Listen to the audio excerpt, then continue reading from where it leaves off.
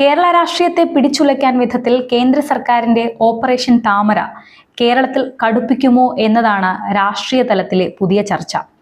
രാജ്യത്തെ ലോക്സഭാ മണ്ഡലങ്ങളുടെ എണ്ണം വർദ്ധിപ്പിക്കുന്നതിനായി പ്രധാനമന്ത്രിയുടെ സാമ്പത്തിക ഉപദേശക സമിതി സമർപ്പിച്ച പുതിയ പുനർനിർണയ ശുപാർശകൾ കേരള രാഷ്ട്രീയത്തെയും വലിയ ചർച്ചയാവുകയാണ്.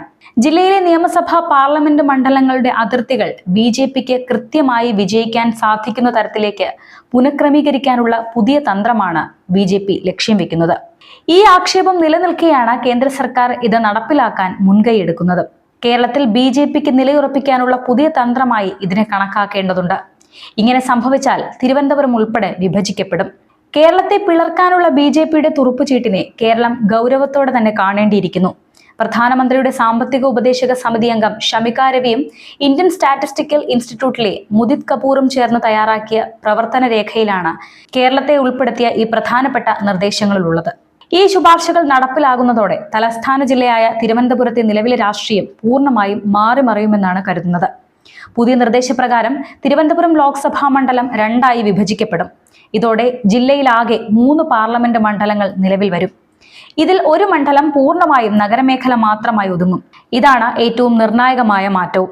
നഗര കേന്ദ്രീകൃത വോട്ടർമാർ മാത്രമായുള്ള ഒരു മണ്ഡലം രൂപീകരിക്കപ്പെടുന്നത് CPM-നെയും കോൺഗ്രസിനെയും കടുത്ത ആശങ്കയിലാഴ്ത്തും.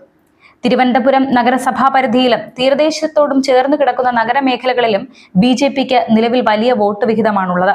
ഈ പോക്കറ്റുകളെ മാത്രം കേന്ദ്രീകരിച്ച് പുതിയ നഗര ലോക്സഭാ മണ്ഡലം രൂപീകരിക്കുമ്പോൾ അത് ബി.ജെ.പിക്ക് വലിയ രാഷ്ട്രീയ മുൻതൂക്കം നൽകുമെന്നാണ് ഇടതു വലത് മുന്നണികളും ഭയപ്പെടുന്നത്.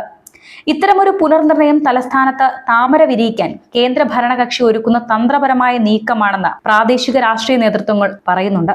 വനിതാ സംവരണത്തിന്റെ മറവിൽ കേന്ദ്ര സർക്കാർ കൊണ്ടുവന്ന മണ്ഡല പുനർനിർണയ ബില്ലുകൾ പാർലമെന്റിൽ പരാജയപ്പെട്ടതിന് പിന്നാലെയാണ് സാമ്പത്തിക ഉപദേശക സമിതിയുടെ പുതിയ ശുപാർശ പുറത്തുവരുന്നത്.